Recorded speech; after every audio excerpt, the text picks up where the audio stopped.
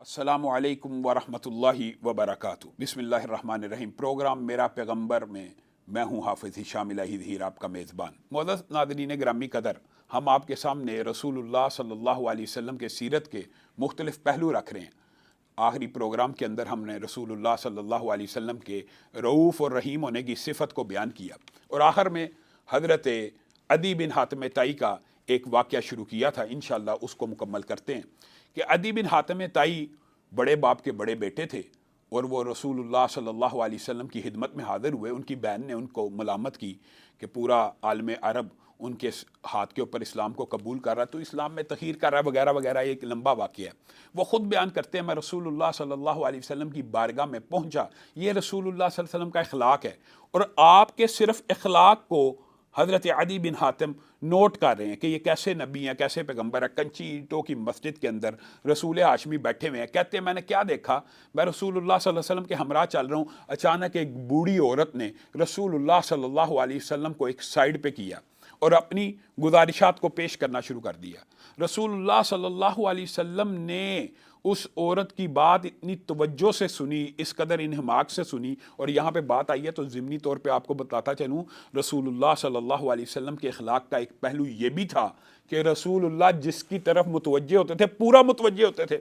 سر کو ایسے کر کے یا سر کو ایسے کر کے متوجہ نہیں تھے ہوتے۔ جس کی بات سننی ہے پورے کا پورا اپنا جسم اس کی طرف، چہرہ اس کی طرف کر کے، اس کو اہمیت دے کے، اس کو پریورٹی دے کے سنا کرتے تھے، کہ تاکہ کسی بندے کو یہ محسوس نہ ہو کہ رسول اللہ صلی اللہ علیہ وسلم میری بات ہی نہیں سن رہے۔ تو عدی بن حاتم کہتے ہیں اس بڑھیا کے ساتھ رسول اللہ صلی اللہ علیہ وسلم نے جس طرح بات کی، جس طرح بات سنی، تو میرے ذہن میں یہ خیال آ گیا، یہ طرز عمل کسی رسول اور نبی اور پیغمبر کا ہی ہو سکتا ہے کہ جو ایک بوڑھی لاغر عورت کو اتنا وقت دے رہا ہے، اس کی باتوں کو اتنے غور سے سن رہا ہے، جتنا ٹائم وہ چاہتی ہے رسول اللہ سے بات کرنا، رسول اللہ خاموش اس کی بات کو سن رہے ہیں، اور رسول اللہ صلی اللہ علیہ وسلم اس سے مخاطب ہو رہے ہیں۔ عدی بن حاتم طائی کے ایمان اور اسلام کو قبول کرنے کا آپ کے اخلاق کا صرف ایک یہ واقعہ بن گیا۔ یہ رسول اللہ صلی اللہ علیہ وسلم کی جو صفت ہے رؤوف اور رحیم، نرم گو، نرم مزاج، نرم گفتار اور رحمت کرنے والے، اور صرف یہ رحمت پہلے بھی کہا کہ مومنین کے اوپر نہیں ہے بلکہ رحمت للعالمین ہے۔ آپ کے سامنے عمیر بن وہب کا وہ مشہور واقعہ بتائیے، غزوہ بدر کے اندر جو کچھ قریش مکہ نے رسول اللہ صلی اللہ علیہ وسلم کے ساتھ کیا تھا، اور رسول اللہ صلی اللہ علیہ وسلم نے بدلے کے اندر جو ریٹیلیشن ہوئی تھی، اور بدر کے میدان کے اوپر جو بڑے بڑے سردار مرے تھے، سارے کے سارے قریش مکہ اس خبر کے انتظار میں تھے کہ بدر میں کیا ہوا گا۔ یہ عمیر بن وہب وہی ہے کہ جنہوں نے اس وقت ابھی اسلام نہیں تھا قبول کیا ہوا، اور قریش مکہ کو آ کے اطلاع دی تھی کہ یہ 300 بندے ہیں، صرف 300 کے قریب ہیں۔ یہ اندازہ لگایا اور خوب لگایا، اور بڑے ذہین اور چلاک اور ذہین و فطین سمجھے جاتے تھے، آ کے اطلاع دی تھی، اور تب انہوں نے وہ قافلہ اپنی پوری تیاری کے ساتھ روانہ کیا تھا 1000 سے اوپر، کہ 300 کے ساتھ کیا مقابلہ ہوگا۔ عمیر بن وہب تھے وہ کہ جنہوں نے یہ جاسوسی کی تھی کہ مسلمان لشکر کی تعداد کیا، اور مسلمانوں کے لیے یہ شخصیت تکلیف کا باعث تھی، تکلیف کا سبب تھی، چونکہ ابھی اسلام نہیں تھا قبول کیا ہوا۔ اب جب بدر کا مارکہ ہو گیا، یہ سارے قریشی مجالس کے اندر بدر کے جنگ کے نتائج کا انتظار کرتے کہ نتیجہ کیا نکلتا ہے۔ ابن عبداللہ خدائی آیا اور اس نے آ کے کہا کہ عتبہ مارا گیا، شیبہ مارا گیا، ابو جہل مارا گیا، امیہ بن خلف مارا گیا، اور اس کا بیٹا علی بھی مارا گیا۔ یہ امیہ بن خلف کا بیٹا تھا۔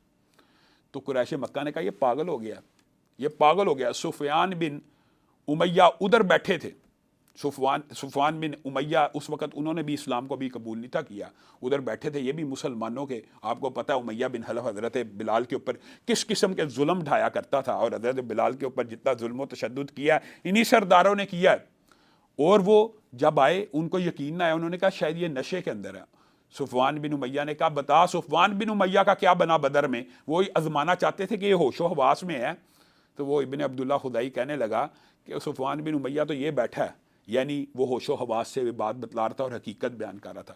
تو یہ بات قریش مکہ کے لیے بہت بڑی آفت تھی، اور عمیر بن وہب اور سفیان بن امیہ کے دل کو چوٹ لگی۔ عمیر بن وہب کا بیٹا بھی وہب نام کا تھا، اور اس کو بھی بدر میں قیدی بنا لیا گیا۔ یعنی یہ مسلمانوں کے بڑے دشمنوں کے سرداروں کے بیٹے تھے، اور خود بھی مسلمانوں کی دشمنی میں، جیسے آپ کو بتایا، خود جاسوسی کرنے والے تھے۔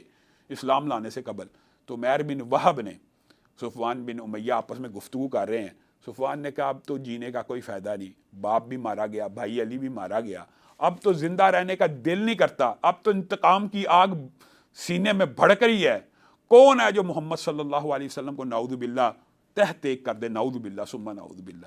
یعنی اس ارادے سے کہا. تو عمیر بن وہب نے کہا اگر میرے اوپر قرضہ نہ ہو، اور اگر میں نے فلاں فلاں کے پیسے نہ دینے ہو، اور اگر مجھے اپنے اہل و عیال کی بعد میں فکر و فاقے کا اور ان کی غربت کا اندیشہ نہ ہو، تو میں ابھی اپنی تلوار کو زہر میں ڈالوں اور مدینہ میں جاؤں اور نعوذ باللہ حضرت محمد صلی اللہ علیہ وسلم کو شہید کر دوں. یہ اس کے الفاظ تھے عمیر بن وہب کے اس وقت. تو صفوان نے کہا میں قسم کھاتا ہوں میں تیرا قرضہ بھی ادا کروں گا، تیرے اہل عیال کو بھی پالوں گا، اگر تم مر گیا یا گرفتار ہو گیا تو اپنے خاندان کی فکر نہ کریں، ساری عمر میں زبان دیتا ہوں. اور عمیر بن وہب کے پاس تو ایک بہانہ موجود تھا جانے کا، کیونکہ اس کا بیٹا اس وقت بدر میں قیدی بن چکا تھا. اس نے کہا میرے پاس بہترین موقع ہے، زہر میں تلوار بجھا کر اچھی طرح تیز کر کے رسول اللہ صلی اللہ علیہ وسلم کو معاذ اللہ قتل کی نیت سے چل پڑے. اور قتل کی نیت سے جب پہنچے مدینہ میں، واقعے کو شارٹ کرتا ہوں، واقعہ لمبا ہے. جب قتل کی نیت سے مدینہ میں پہنچے، حضرت عمر نے آتے دیکھ لیا کہ عمیر بن وہب آ رہا ہے. حضرت عمر کی ذہانت کے اوپر بھی قربان جائے، انہوں نے کہا یہ اللہ کا دشمن ضرور کسی باطل اور گندے نیت سے آ رہا ہے، اس کو گرفتار کر لیا. پکڑ کر رسول اللہ صلی اللہ علیہ وسلم کی بارگاہ میں پیش کر دیا. اب اللہ تعالیٰ نے رسول اللہ صلی اللہ علیہ وسلم کو تو خبردار کر دیا تھا، اور رسول اللہ صلی اللہ علیہ وسلم کو بدریہ وہی اطلاع پہنچ چکی تھی کہ عمیر بن وہب کس نیت سے آ رہا ہے. رسول اللہ پوچھا کس نیت سے آئے ہو؟ کہا اپنے بیٹے کی نیت سے آئے ہوں، میرا بیٹا گرفتار ہے، اس کو چھوڑ دیجئے. کیا اسی نیت سے آئے ہو؟ ہاں قسم کھاتا ہوں میں اسی نیت سے آیا ہوں. اے عمیر بن وہب اگر یہ بات سچی ہے تو وہ بات بتلاؤ کہ تم صفوان بن امیہ کے ساتھ حتیم کے اندر بیٹھے تھے اور تم نے کہا تھا اگر مجھے اپنے اہل و عیال کے فقر و فاقے کا خطرہ نہ ہو اور اگر مجھے قرضے کا خطرہ نہ ہو تو میں معاذ اللہ رسول اللہ صلی اللہ علیہ وسلم کو تحت کر دوں گا. تو اسی وقت عمیر بن وہب کے ذہن میں یہ خیال آ گیا کہ اس وقت تو ہم دو کے علاوہ کوئی تیسرا بھی موجود نہ تھا. اسی وقت کہنے لگا اشہد انک رسول اللہ، آپ اللہ کے رسول ہیں، ہم آپ کی باتوں کو نہیں تھے مانا کرتے اور ہمیں لگتا تھا کہ آپ کی طرف کوئی وحی نہیں آتی، لیکن اللہ کی قسم اس مجلس میں تو کوئی تیسرا بھی نہیں تھا، آپ کو یقیناً اللہ رب العزت نے یہ اطلاع کی ہے.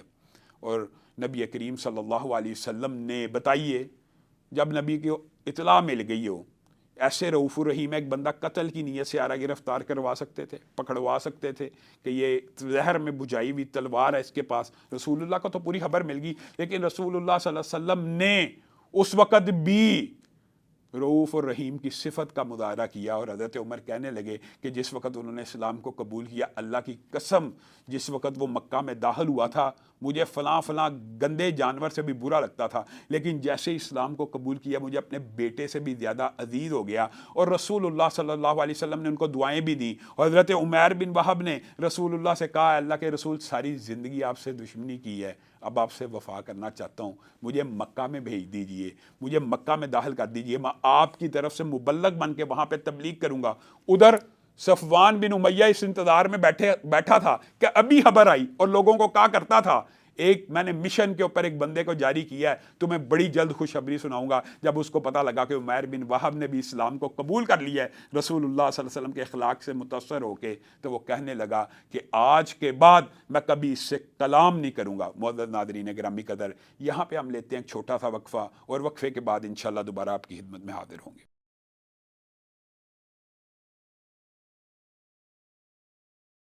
Welcome back. معزز ناظرین گرامی قدر، ایک مرتبہ پھر پروگرام میں خوش آمدید. ہم نبی کریم صلی اللہ علیہ وسلم کی صفت رؤوف الرحیم کے حوالے سے چند گزارشات کو آپ کے سامنے رکھ رہے تھے. ابھی آپ کے سامنے عمیر بن وہب کا جو واقعہ رکھا، اس میں صفوان بن امیہ کا ایک خاص کردار آپ کے سامنے تھا کہ صفوان نے قسم کھا لی کہ آج کے بعد میں عمیر بن وہب سے کلام بھی نہیں کروں گا، گفتگو بھی نہیں کروں گا. لیکن یہ رسول اللہ صلی اللہ علیہ وسلم کی اخلاقی تربیت تھی، اور رسول اللہ صلی اللہ علیہ وسلم کا اپنا مزاج تھا جو ان کے صحابہ کے اندر بھی ویسے ہی عود آیا. یہ وہی ہیں جو پہلے مخالف ہوا کرتے تھے اور آج رسول اللہ صلی اللہ علیہ وسلم کے جانثار ساتھی بن گئے ہیں. آج شمع رسالت کے پروانے ہی صرف نہیں بنے بلکہ رسول اللہ صلی اللہ علیہ وسلم کی طبیعت کو بھی سمجھنے والے ہیں. فتح مکہ کے موقع کے اوپر جس وقت رسول اللہ صلی اللہ علیہ وسلم داخل ہو رہے تھے مکہ میں، مختلف آپ نے جگہوں کے اوپر مختلف کمانڈر آپ نے مقرر کیے تھے، اور اس وقت جب فتح مکہ ہو رہی تھی تو قریش مکہ کے بعد نوجوانوں نے رسول اللہ صلی اللہ علیہ وسلم کا یہ بات یاد رکھیے مقابلہ کرنے کی کوشش کی تھی. ان میں اکرمہ بن ابی جہل بھی شامل تھے اور صفوان بن امیہ بھی شامل تھے. اور جب یہ دو رسول اللہ صلی اللہ علیہ وسلم کا راستہ روکنے کی کوشش کرتے ہیں تو جس جگہ سے انہوں نے حملہ کرنا تھا وہاں پہ کمانڈر حضرت خالد بن ولید مقرر ہوئے تھے. تو حضرت خالد بن ولید نے چند ہی لمحوں کے اندر ان کو مار بگایا. صفوان بن امیہ اور اکرمہ بن ابی جہل بھاگ گئے. اب عمیر آپ کو پتہ ہے ان کے چچا داد بھائی بھی تھے. تو عمیر رسول اللہ صلی اللہ علیہ وسلم کی بارگاہ میں پیش ہوئے اور کہنے لگے اللہ کے رسول میں آپ کی نیچر کو میں آپ کی فطرت کو جانتا ہوں. صفوان بن امیہ ہمارے سردار کا بیٹا ہے تو اگر آپ اس کو امان دے دیں اس کو اگر میں امان دوں یا آپ کی طرف سے پیغام دوں تو کیا اس کی جان بخشی جان خلاصی ہو سکتی ہے؟ رسول اللہ صلی اللہ علیہ وسلم مسکرانا شروع ہو گئے. یہ ہے آپ کے صحابہ کا بھی طرز عمل.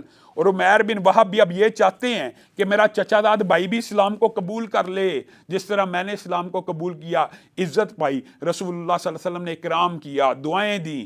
اور اب وہ رسول اللہ صلی اللہ علیہ وسلم کے ساتھ دائی اعظم کا جو کردار ہے اس کو بھی اپنا رہے ہیں. رسول اللہ سے کہتے ہیں ہم صفوان کو امان دیتے ہیں. رسول اللہ نے کہا جی دیتا ہوں.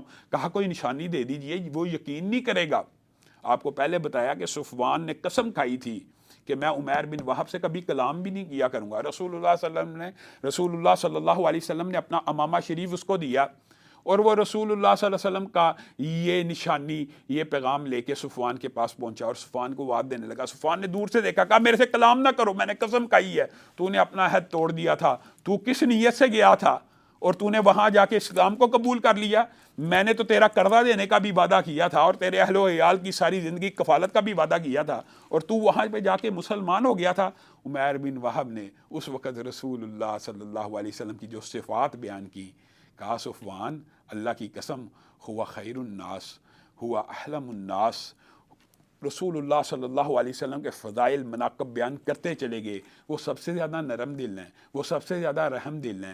اے اللہ کے بندے ان کی عزت تیری عزت ہے, وہ تیرے رشتہ دار ہیں, وہ بھی قریشی ہیں, تو بھی قریشی ہے. جب رسول اللہ صلی اللہ علیہ وسلم کی اتنی صفات اتنی نیکیاں عمیر بن وہب نے گنائیں اور ایک بڑا ٹیکنیکل انہوں نے جملہ بھی بولا, فدا کا ابی و امی, اپنے دشمن کو کہہ رہے ہیں جیسے رسول اللہ صلی اللہ علیہ وسلم پیار سے بات کیا کرتے تھے. عمیر بن وہب نے بھی وہی اسلوب اپنایا کہ تجھ پہ میرے ماں باپ قربان جائیں, تو میرا چچا زاد بھائی ہے, رسول اللہ صلی اللہ علیہ وسلم کی بارگاہ میں آ جا. رسول اللہ ایسے ہیں. ان کے اخلاق کے بارے میں وہ عمدہ ترین اشعار پڑھتے رہے. تو وہ برف جو تھی وہ پگھلنا شروع ہو گئی. تو صفوان بن امیہ کے منہ سے بالآخر نکل آیا مجھے اپنی جان کا خطرہ ہے. کہا تیری جان کا میں پہلے سے پروانہ امان لے کے آیا ہوں. کہا کیا نشانی ہے؟ کہا یہ رسول اللہ صلی اللہ علیہ وسلم کا دیکھ کپڑا موجود ہے امامہ شریف کا, یہ میں لے کے آیا ہوں, تجھے امان مل جائے گی. تو تب صفوان بن امیہ کو یقین ہے, یہ لمبا واقعہ میں مختصر کرتا ہوں. وہ رسول اللہ صلی اللہ علیہ وسلم کی بارگاہ میں پیش ہوا, گھوڑے کے اوپر بیٹھا ہوا, کہنے لگا ہے اللہ کے رسول, اس وقت ابھی اسلام کو قبول نہیں کیا, کیا مجھے امان مل گئی ہے؟ رسول اللہ صلی اللہ علیہ وسلم نے کہا پہلے گھوڑے سے تو اتر اے ابو وہب. اور یہ بات یاد رکھیے کہ عربوں کے اندر جب کسی کو کنیت سے بلایا جاتا ہے تو وہ عزت دینے کی, اور اس کی کنیت بھی ابو وہب تھی. کہا ابو وہب آئیے تو صحیح, بیٹھیے تو صحیح. کہا نہیں پہلے مجھے بتائیے کیا مجھے امان مل گئی ہے؟ کہا ہاں امان مل گئی ہے. کہا پھر مجھے 2 مہینے سوچنے کا موقع دیا جائے کہ میں اسلام کو قبول کروں نہ کروں, اس بارے میں مجھے 2 مہینے سوچنے کا موقع دیا جائے. اگر آپ میری جان خلاصی کرتے ہیں, مجھے میری جان کو امان دے دی ہے تو مجھے 2 مہینے سوچنے کا موقع بھی دے. رسول اللہ صلی اللہ علیہ وسلم نے کہا اتر آ صفوان, اتر آ, یہ دشمنیاں ختم کر دے, تجھے 2 مہینے نہیں 4 مہینے کا موقع دیتا ہوں. یہ وہ رسول ہیں کہ یہ ابھی کچھ لمحے پہلے اکرمہ بن ابی جہل کے ساتھ رسول اللہ کے قافلے کے ساتھ لڑتے لڑتے فرار ہوا اور اس کو بھی رسول اللہ نے امان دی, اور اس نے 2 مہینے کا ٹائم لیا, رسول اللہ نے 4 مہینے کا ٹائم دے دیا. آپ کو پتہ فتح مکہ کے فوراً بعد رسول اللہ صلی اللہ علیہ وسلم حنین کے مارکے کی طرف روانہ ہوئے. تو جب حنین کے مارکے کی طرف روانہ ہوئے تو آپ نے کہا صفوان وہ جو تیرا اسلحے کا ڈیپو ہے اس میں سے ہمیں اسلحہ چاہیے, تلواریں چاہیے. اب یہ ایک فاتح ہیں, فتح مکہ ہو چکا ہے, ایک فاتح کو کسی مفتوح قوم سے یہ پوچھنے کی ضرورت ہوتی ہے کہ میں تیری فلاں چیز لے سکتا ہوں کہ نہیں. لیکن یہ رسول اللہ صلی اللہ علیہ وسلم کا اخلاق ہے, کن کے لیے؟ غیروں کے لیے. کہتے ہیں وہ جو اسلحہ ہے، وہ جو تلواریں ہیں، آج مسلمانوں کو ان تلواروں اور اسلحے کی ضرورت پڑ گئی ہے، وہ ہمارے حوالے کر دے تو صفوان اس وقت بھی ٹھٹکے اور کہنے لگے کیا ظلم سے حاصل کرتے ہو، زبردستی حاصل کرتے ہو کہ عریتاً لینا چاہتے ہو؟ رسول اللہ صلی اللہ علیہ وسلم نے کہا بل عریتاً مضمونتاً، بلکہ میں تجھے واپس کرنے کی نیت سے بطور ادھار تجھ سے اسلحہ مانگتا ہوں۔ جب وہ رسول اللہ صلی اللہ علیہ وسلم کی یہ اخلاق اور عادات اور اطوار کا مطالعہ کر رہا تھا کہ ابھی جنگ لڑی، ابھی تلوار اٹھائی، ابھی امان مل گئی، ابھی اسلام کو قبول نہیں کیا، 4 مہینے کا موقع مل گیا، ابھی اسلحے کے اوپر، میری جائیداد کے اوپر قبضہ کر سکتے تھے، قبضہ نہیں کیا، عریتاً مانگ رہے ہیں، تو رسول اللہ صلی اللہ علیہ وسلم کے ہمراہ حنین میں اپنے بھائی کے ساتھ شرکت کرنے لگا۔ اور جس وقت حنین کا مارکہ آپ کو پتہ آیا تو بڑے بڑے خوادن کے تیر اندازوں نے جب تیروں کو برسایا تو اس وقت بڑے بڑے بہادروں کا پتا پانی ہو گیا، تو رسول اللہ صلی اللہ علیہ وسلم آگے بڑھے تھے، انا النبی لا کذب انا بن عبد المطلب، جس طرح میرے عبد المطلب کے پوتا ہونے میں شبہ نہیں ہے، اس طرح میرے نبی ہونے میں کوئی شبہ نہیں ہے۔ اور اس دن صحابہ نے نبی کی اوٹ لی، یہ نبی کریم صلی اللہ علیہ وسلم کی دلیری اور بہادری بھی تھی۔ اس وقت جب ابتدائی طور کے اوپر صحابہ کے قدم اور تیروں کی برکھا کی وجہ سے کچھ اکھڑے تھے، تو اس وقت صفوان کے بھائی نے کہا شکر ہے ان کا طلسم ٹوٹ گیا۔ تو اس وقت صفوان کے دل کے اندر ایمان کی کرن جھاگ چکی تھی، وہ کہنے لگا کہ اللہ کی قسم یہ عوف بن مالک سے بہتر ہے کہ میں محمد صلی اللہ علیہ وسلم کی جو ہے وہ غلامی کو اختیار کروں۔ اور جو 2 ماہ کا ٹائم لیا تھا رسول اللہ نے، 4 ماہ کا ٹائم دیا، ایک ہی ہفتے کے اندر اندر رسول اللہ صلی اللہ علیہ وسلم کے اوپر ایمان لے کے آگے۔ اور صرف ایمان کہاں سے لے کے آئے؟ یہ رؤوف اور رحیم کی صفت کی وجہ سے۔ اور رسول اللہ صلی اللہ علیہ وسلم کے بعد ہجرت کر کے چلے گئے، مدینہ چلے گئے۔ تو لوگوں نے ان کو بتایا کہ مکہ کی فتح کے بعد ہجرت ختم ہو گئی ہے اسلام میں، یہ والی ہجرت مکہ سے مدینہ آنے والی۔ تو وہ جب وہ حالات کبھی پیدا ہوں گے مسلمانوں پہ، ہجرت کا دروازہ تو قیامت تک کے لیے کھلا ہے۔ اور مسلمانوں کو ہمیشہ یہ بات یاد رکھنی چاہیے کہ اللہ کی زمین وسیع ہے۔ جب ان کے دین کو، جب ان کو کہیں بھی ایسی سلطنت ہو، کہیں بھی ایسی ریاست ہو جہاں دین پہ عمل کرنا مشکل ہو اور جہاں پہ اسلامک اسٹیٹ قائم ہونے کے امکان نہ، وہاں سے مسلمانوں کو ہجرت کر دینی چاہیے آج بھی۔ تو وہ ہجرت کر کے مدینہ پہنچے، آپ کو بتلایا گیا صفوان اب تو مکہ فتح ہو گیا، اب ہجرت کوئی نہیں۔ تو رسول اللہ صلی اللہ علیہ وسلم نے کہا اب مکہ واپس چلے جائیے۔ حضرت عباس کا بھی ضمنی طور پہ ایک واقعہ موجود ہے، لیکن چونکہ بات لمبی ہو جائے گی، ہم اپنے موضوع کی طرف آتے ہیں۔ یہ وہی صفوان ہے، پھر انہوں نے مکہ کے اندر اسلام کی ایسی خدمت کی، ایسی دعوت دی کہ کہا جاتا تھا ان کے گھرانے سے بڑا میزبان اور مہمان نواز گھرانہ ہی کوئی نہ تھا۔ یہ رسول اللہ صلی اللہ علیہ وسلم کی جو صفت ہے رؤوف اور رحیم، یہ صرف مومنوں کے لیے نہیں، رحمت للعالمین مومنوں کے لیے نہیں ہے، یہ غیر مسلموں کے لیے بھی ہے۔ آپ وہ زبیدی والا جو قصہ ہے، صرف اس قصے کے اوپر غور کر لیجئے۔ ایک بندہ آیا مکہ کے اندر، آ کے اونٹ بیچنے لگا، ابو جہل آگے بڑھا، اس نے اونٹ کی قیمت لگائی۔ اب ابو جہل سردار ہے، سارے مکہ کو پتہ ہے اس سے زیادہ قیمت اگر ہم لگائیں گے تو یہ ہم سے ناراض ہو جائے گا۔ اور قیمت بھی کیا لگائی؟ 3 اونٹوں کی، وہ زبیدی جو تھا بیچارہ بیچنا چاہتا تھا 3 اونٹ، اور قیمت لگائی 1 اونٹ کی، اور کہا 1 ہی اونٹ کی قیمت میں، یعنی 3 اونٹ خریدنا چاہتا ابو جہل 1 اونٹ کی قیمت میں۔ تو رسول اللہ صلی اللہ علیہ وسلم کے پاس زبیدی دوڑتا ہوا آیا، اس کو پتا تھا کہ مدینہ نہیں مکہ کے اندر بھی اگر کوئی ابو جہل کے ظلم بربریت سے بچا سکتا ہے تو وہ محمد صلی اللہ علیہ وسلم کی ذات بچا سکتی ہے۔ وہ زبیدی ڈھونڈتا ہوا رسول اللہ کی بارگاہ میں آ کے پیش ہوا اور کہنے لگا میرے ساتھ تو یہ ظلم ہوا، میں مکہ کے اندر اونٹ بیچنے کے لیے لایا ہوں، اور اگر تم 1/3 سے بھی کم قیمت دو گے 1 اونٹ کی تو تمہیں کون آ کے مال بیچے گا؟ تمہارے اوپر تو قافلے آنا بند ہو جائیں گے۔ تو رسول اللہ صلی اللہ علیہ وسلم کھڑے ہوئے اور اس کے پاس گئے، 3 اونٹوں کو دیکھا اور قیمت پوری ادا کی جو وہ چاہتا تھا، اور پھر 2 اونٹ رسول اللہ نے ادھر کھڑے کھڑے بیچے اور وہ قیمت پوری ہوئی، اور تیسرا اونٹ بیچ کے بنو عبد المطلب کی بیواؤں میں بانٹ دیا۔ اور پھر ابو جہل کے پاس گئے اور کہا آج کے بعد ابو جہل یہ حرکت مت کرنا، اگر تو نے آج کے بعد حرکت کی تو تجھے پورا بدلہ دیا جائے گا، اور تو میری طرف سے ایسی بات دیکھے گا جو تجھے ناپسند ہو۔ تو ابو جہل خاموش ہو کے بیٹھ گیا اور کہنے لگا آج کے بعد میں نہیں کروں گا، آج کے بعد میں نہیں کروں گا۔ اس کے ساتھی اس کو کہنے لگی کیا ہو گیا؟ تو محمد صلی اللہ علیہ وسلم کے سامنے بچھا جاتا تھا۔ کہا میں نے ان کے ارد گرد ایسے لشکر دیکھے تھے، ایسی مخلوق دیکھی تھی، اگر میں کوئی نبی کریم صلی اللہ علیہ وسلم کے بارے میں کہتا تو میرے سینے کے اندر نیزہ اتار دیتے۔ یہ رسول اللہ صلی اللہ علیہ وسلم کا اسوہ ہے، رؤوف اور رحیم ہونے کا، صرف مسلمانوں کے لیے نہیں، صرف مومنین کے لیے نہیں۔ ہاں رسول اللہ چاہتے تھے کہ ہر بندہ اسلام کو قبول کرے، اور آپ نے اسی لیے اسی مزاج کو اختیار کیا تھا۔ मुअज़्ज़ज़ नाज़रीन गिरामी कदर, आज के प्रोग्राम का वक्त ख़त्म हुआ चाहता है। इंशाअल्लाह कल आपके सामने एक नए प्रोग्राम के साथ हाज़िर होंगे। वस्सलामु अलैकुम व रहमतुल्लाहि व बरकातहू।